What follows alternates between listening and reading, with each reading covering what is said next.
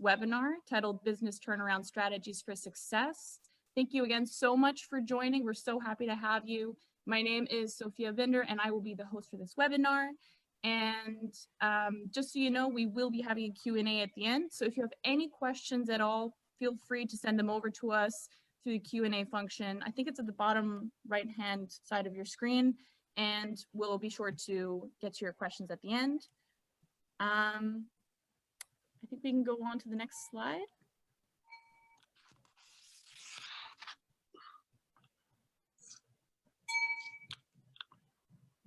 Perfect, thank you. So our team consists of myself, Sophia. I'm a marketing associate at NMS. We also have Lilia, who's another marketing associate. Lilia, can you hear me? Yeah. Okay, perfect. Sorry, I thought you made a sound. So Lilia is also there, and she's going to be hosting our next webinar in November. And I also wanted to take the time to thank you so much for setting this up for us, Lilia. I know you put a lot of effort into the back end of Zoom and Eventbrite, so it looks like it's working great. So thank you so much for that. Then, of course, last but not least, we have Harry Moore, Senior Partner and Head of Europe at NMS. He will be leading this webinar today, of course. But just before he begins, let me give you a little bit more information about who we are and what we do. Okay, so NMS is a global management consulting firm with a focus on business transformation and strategic growth. And unlike other consulting firms, we provide the expertise of big firm consultants without the high costs. So we have offices open now in Berlin, Frankfurt, London, as well as Paris. And our focus in Europe is on strategy as well as transformation, specifically for the SME market. So this includes a broad spectrum of strategic, operational, and technology services, which include, of course, business turnaround, change management, digital transformation, interim support, and quite a few others. I think that's enough about us, though. I think I'll, without further ado, pass over the mic to Harry. Thank you, Sophia, and thank you, Lilia, for setting things up. It's great to be here. Well, good morning, everybody. This morning, I'd like to talk about operational turnaround based on my own experiences. In my view, this differs from financial recovery or financial reconstruction, as it is often called, where new money is injected into the business, quite often through an insolvency process, or the business is sold. The agenda this morning I'd like to go through is, first of all, define business turnaround as I see it, and then talk about some of the reasons for businesses going into decline, some examples, look at the main requirements for a successful turnaround, and then I'd like to go through the NMS 5-point recovery plan, turnaround plan. And throughout, I'll be referring to one or two case studies.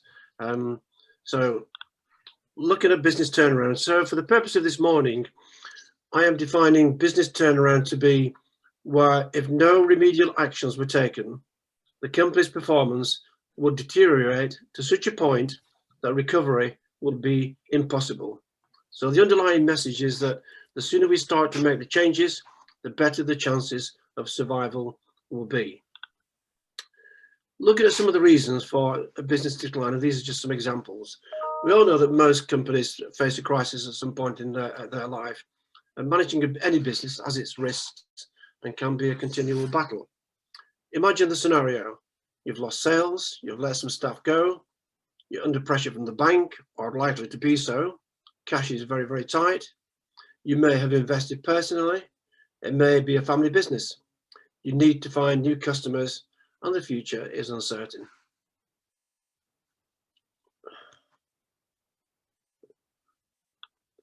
So looking at the various examples, gradual decline to me is the most typical, and it's caused by a number of factors, including changes in the marketplace, lack of demand for the company's products, or the products themselves becoming outdated. Sometimes there's a lack of change, and sometimes we see complacency in the management team. Sudden decline, and this is typical in today's COVID climate, but otherwise it could be caused by a bad debt. It could be that customers have simply gone elsewhere. It may be changes in legislation. It could even be the loss of a key member of staff, which is something that is quite common in a family business. Overtrading is where a company is growing very, very quickly, but does not have the working capital to support that growth and can soon run out of cash if it's not being paid quickly enough or if lead times are particularly long. It can typically affect entrepreneurial companies in very high growth sectors who will often take on more debt to support growth or sometimes use invoice discounting. Mediocre performance, sometimes referred to as zombie companies, is where the company just about manages to survive month to month, makes some profits one month, a loss the next month. It's always struggling for cash, but is reluctant to change, and eventually it does run out of cash. So I'd like to talk about the life cycle of a business. My personal view is that most companies do go through a typical lifestyle, and each requires a different management style. We start off with growth, where we have the entrepreneur. So we have an entrepreneurial style of management. Somebody's leading the business who likes to build, likes to grow. The sort of person who cooks an excellent meal in the kitchen, but doesn't like doing the washing up. They'll leave a wake behind them. We reach a point where the company's grown, and then we need to think about consolidation, and we need a more structured approach. And typically, the entrepreneur will take on somebody to fulfill that role rather than do it themselves. And that might be the financial director, for example. We then come to a point where there is a crisis in the business, there's a problem. And we need a different skill set. We need somebody who likes change. And typically, turnaround directors, managers like change. They thrive on change. They're not particularly good at staying there for the long term. And in my view, probably they're at their peak in the first 6 months of an assignment. Different skill sets for different stages in the business's life. Talking about financial recovery or financial reconstruction, on its own, I believe it does not work. It can be seen as a quick fix. Just putting money into a business on its own will not particularly save the business. If nothing has changed, all that happens is the company ends up back in resuscitation. If we put a company back on the shelf and the shelf is unsafe, then it will fall down. I'd now like to talk about the NMS 5-point turnaround plan. This is something that I developed over a number of years through the UK Business Recovery Scheme, which I designed and managed on behalf of the UK government and was funded by them. It gives the turnaround some structure. It's not the definitive answer. It is an approach. It's an approach that we have used and used very effectively. But remember, in any turnaround situation, you also have to be creative, as businesses are fluid, dynamic things, and things change and evolve. And every situation and every environment is different. There is no one size fits all. There's no one model that fits all in a turnaround. We've got to react to the situation that we're in.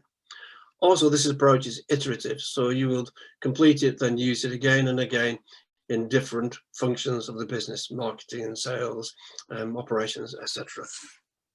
So going to the first step, which is the diagnostic. To me, this is the most important step in the turnaround, to really understand the problems. And unfortunately, we don't always do that. We will often go for the quick fix. Here's a problem, and there's a solution. We should use the technique that our children do. You know, when they frustratingly ask us sometimes, "Why, Daddy? Why, Daddy?" Until you reach a point where you're saying, "Well, because I said so." And it's the same with business. We go through those 5 whys, continually ask those questions. Why is this happening? So a simple example, we've got a cash flow problem. Why have we got a cash flow problem? Because our customers are not paying us on time. Why are they not paying us on time? They're not paying us on time because they're not happy with some quality issues. Why do we have quality issues?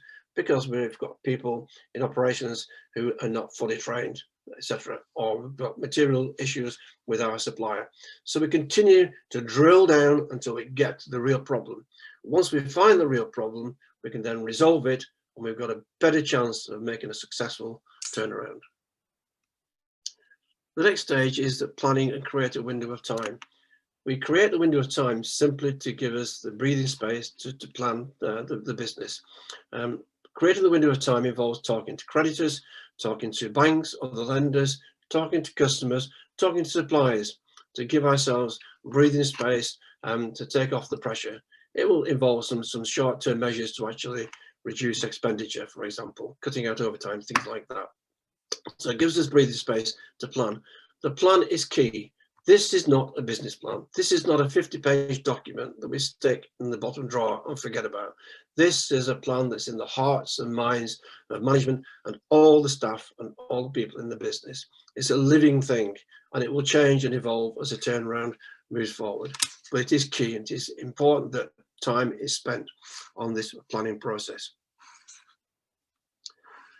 The next stages are implementation and management. To implement, we need to empower people. This is about step change. Continuous improvement does not work in a turnaround situation. We're talking about radical change. We're talking about thinking about the business model itself. You know, why are we selling all these products? Are the products, which products are making money? Which customers are the most profitable? You know, which market should we be in? What is our model? Look at our structure and make some changes. It is radical change. It is step change. Otherwise, we'll not be successful. Managing it will not be easy because we will have problems. The plan will not be achieved fully. Things will fall short. That always happens. We've got to be prepared for that. The key thing is to understand that and be able to react to those situations as they evolve. So, in my view, turnaround always needs, in my own experience, this is three things: management, time, and money. And if I look at these individually, first of all, looking at management and the need to change. Turnaround cannot be achieved without change. That goes without saying. It will not happen. We both need to think differently, but we also need to be different. And that means we've got to change the culture. Now, in my view, you can only change the culture from the top. You can't bring in an advisor to change the culture. You can't change it from the bottom. If you look at a family business, for example, in a family business, the culture of the business is that of the family. It is the family values, the family ethics, the family morals, etc. That's what drives a business. And so it is in any business. And the culture is driven from the top. So if we want to change the culture, we've got to start with the people at the top. Objectivity. People often say, you know, you've got to think outside the box. Well, you know, sometimes it's difficult to do that when you're actually sitting in the box and the lid is shut. We all know, I'm sure, that some of our best thoughts about our businesses are when we're out walking the dog, sitting on the beach, or 4 o'clock in the morning when we wake up and, there's a great idea.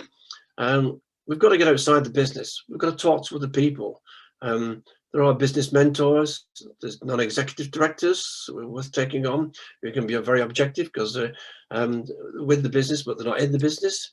But there are also various business support networks, particularly right across Europe. In most regions, there are support networks which are there to signpost you to help and support.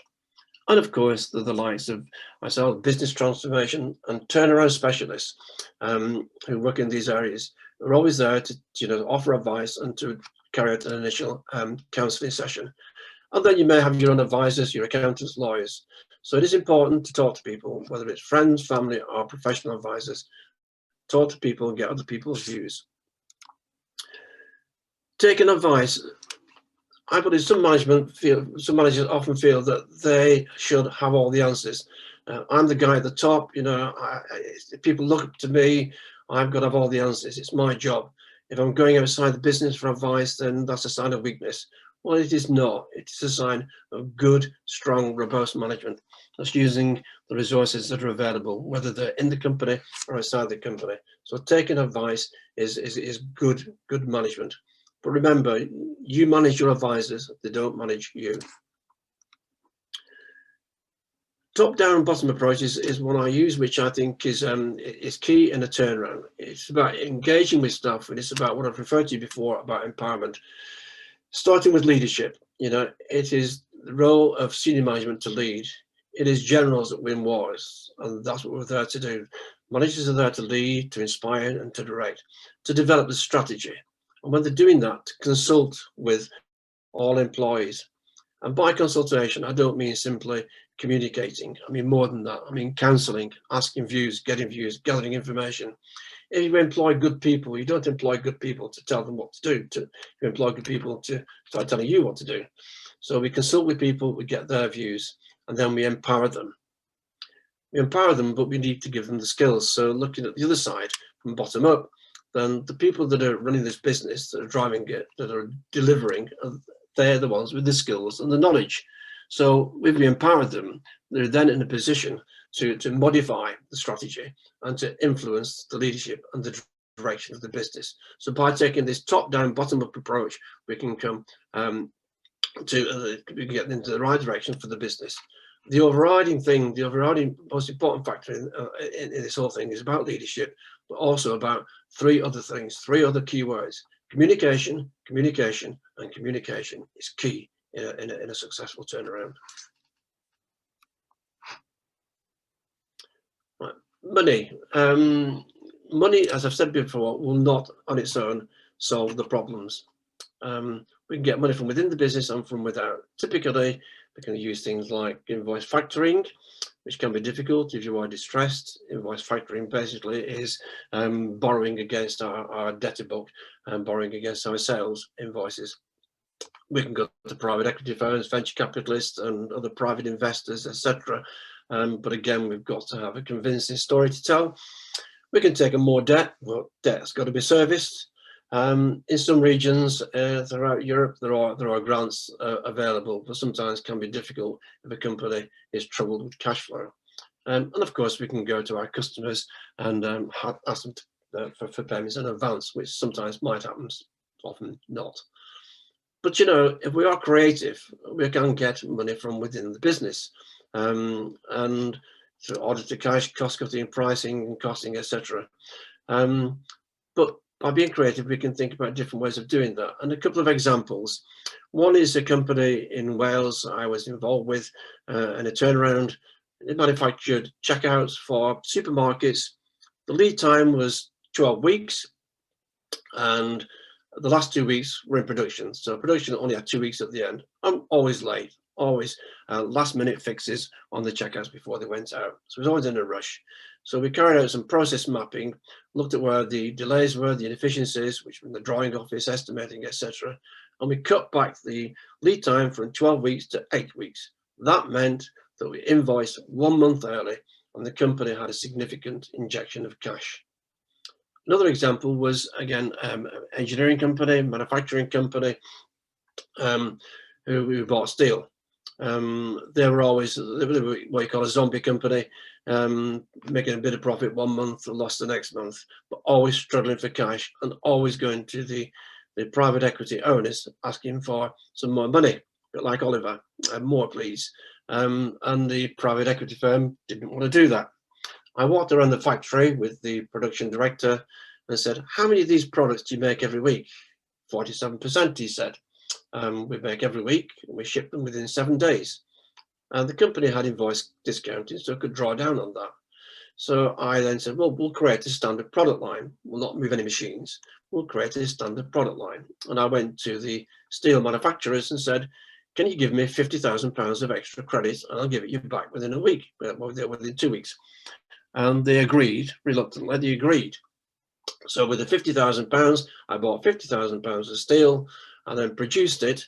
And then because the market was 100%, shipped it at £100,000, paid the steel supplier £50,000 after I've drawn it down from invoice discounting on the 7th day, and then put £50,000 into the bank to fund the working capital. That one thing alone helped to save that company. So what I'm saying is, let's be creative, because sometimes you don't need to go outside to get money. You can do it from internally.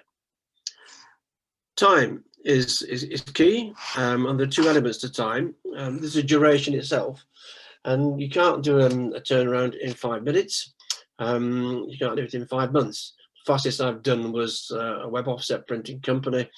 It was in 6 months. We got it cash generative when I was with KPMG. But really, it took another 18 months to actually say this company was secure. So it does take time. It can be 12 months, it could be 18 months, it could be 2 years, typically. And then there's the time of management, the amount of time we put into this. If we don't put time into it, it will not happen. You know, senior management have got to devote most of their time to this, or if they haven't got the time, then they need to bring somebody in to actually do that. That could be something like the Chief Reconstruction Officer, fancy title, or it could just be somebody to work alongside management. But the whole thing needs direction and it needs management time, otherwise it will fail. Right, I'd like to go through some 2 or 3 case studies quite quickly. Romag Limited is one company I've just completed and have been sold successfully. The company has been around a long time, since 1944, was employing 200 people, about 12 million turnover, glass manufacturers, high technology glass. Over the years, it's had a number of different owners, different managing directors, different styles of management, some good, some not so good, severe losses and loss of market, no leadership, staff a bit downhearted, didn't know where they were going, major quality issues, no sales team. But the company had a fantastic technical reputation, which it still does.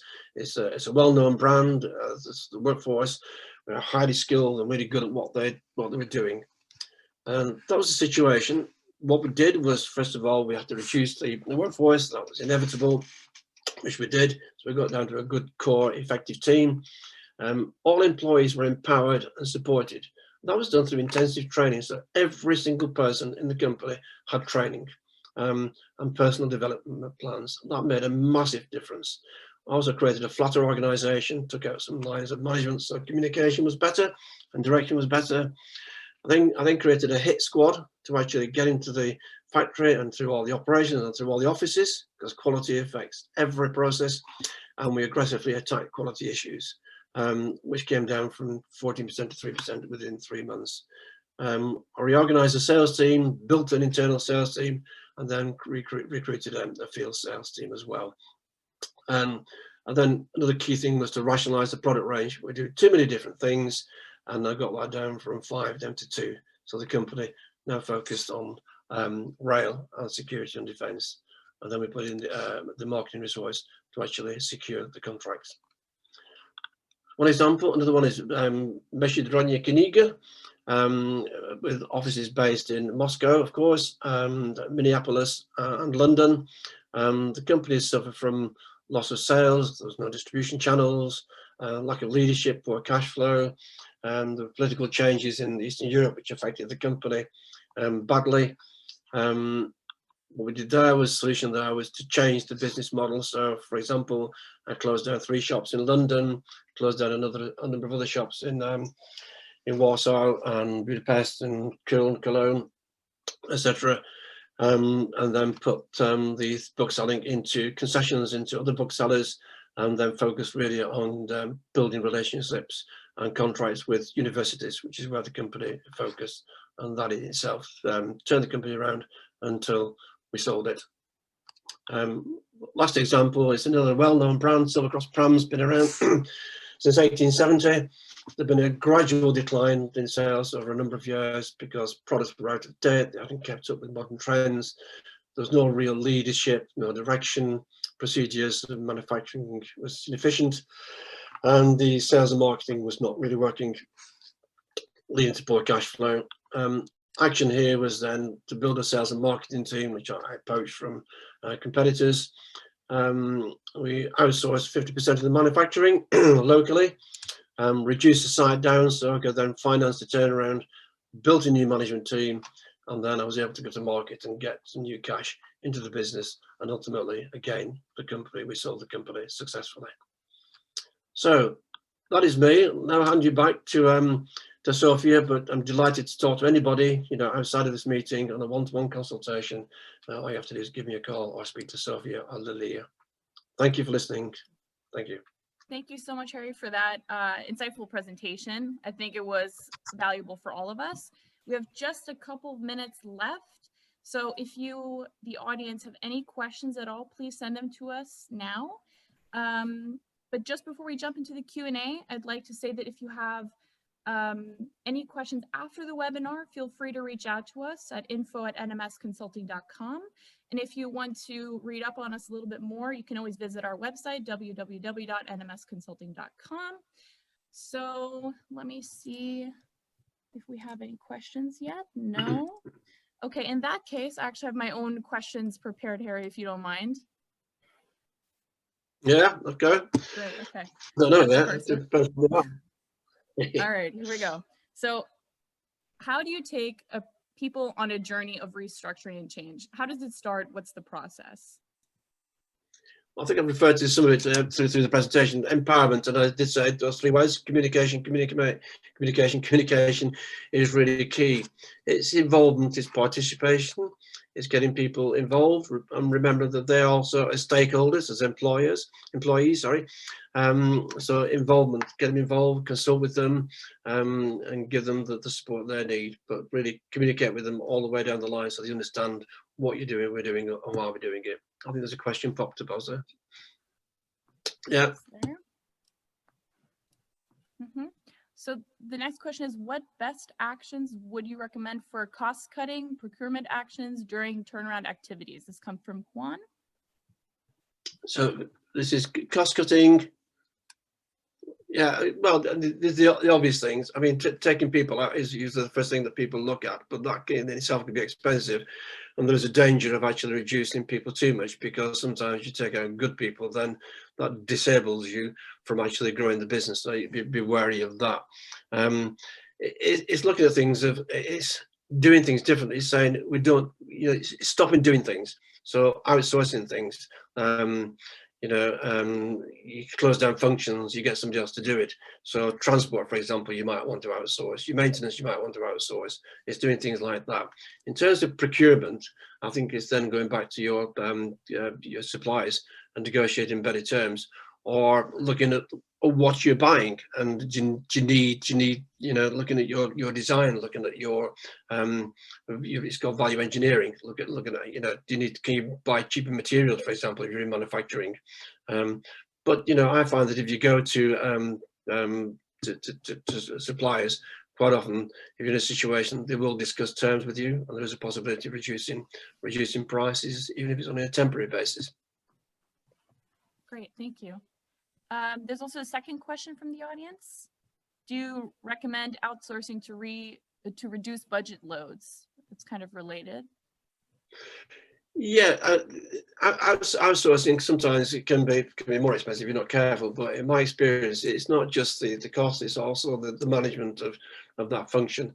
And I think if you can consolidate as much as possible into your core business, look at the things that you're good at, and if you're not good at maintenance, why bother doing it? Get somebody else to do it. So if there are functions that you can take outside, then do that. Just look at what is my core business. What are my strengths? What am I really providing my customers with here? And focus on that. Or am I doing some ancillary things, which are nice to have inside, and easy because they're local. But can somebody else do it better, more cheaply, and more efficiently than me? Okay. So we're just 1 minute over time, but I have one burning question that I'd like to ask you before we just sign off, if that's okay. Yeah. Okay. All right. Given the current situation with COVID-19 and the resulting economic situation, do you think it's still possible in your eyes to raise finance for companies in difficulty? Yes, it is. I mean, recently with the company I just mentioned, I've been talking to a number of private equity firms, and there is a lot of activity going on. I believe that private equity firms particularly are being very selective, because there is a lot out there, being selective on what they look at. But certainly there is, in my personal experience, there is money out there for the right business. The important thing is, when we present to a private equity firm or any investor, quite frankly, we've got to have a plan. There's got to be something in it for them. There's got to be a return. We've got to have a robust plan that is achievable, not the hockey stick. Not that we've been grumbling for a number of years and we're suddenly going to be doing very, very well in the future. It's going to be a realistic, achievable plan. And also remember that what private equity investors invest in is management rather than businesses. It is management the key to any investment. You've got to have the right management team. Great, thank you. So we have one last question from the audience. I think we should take it and then let everybody get on their way. So we have, how can you negotiate with suppliers when sales are going down during turnaround activities? Okay, yeah, a very good, yeah, because if they know that, your sales are going down, they might be concerned. You can negotiate how you do it. I mean, you talk about you share with them your plans. I mean, you've got to be transparent. You've got to be realistic. You've got to be honest with them. And if you can go to, as I've done, go to a supplier, say, look, they know you're suffering from sales because they see that the demand you're placing on them has gone down. What are your plans for the future? So I think it's going out to them and sharing with them. So this is my business plan. This is what I'm doing. This is how we're going about it. And we're looking for your support. We've got to remember that, it's a partnership. When we think about the supply chain, it starts with our suppliers, ourselves, and our customers. We're all working together, and we've got to think about that as a partnership. So I think transparency and honesty, and going to suppliers and say, we've got some difficulty at the moment, I'll share that with you, but hey, this is what we're doing about it, and this is why we believe it will succeed, and can you support us? I think you might find that most suppliers, in my experience, will respect that. Perfect. All right, thank you so much. Then I just want to thank everybody again who joined today. I mentioned earlier at the very beginning of the webinar that we will be hosting another at the end of November. So be sure to keep your eye out for that.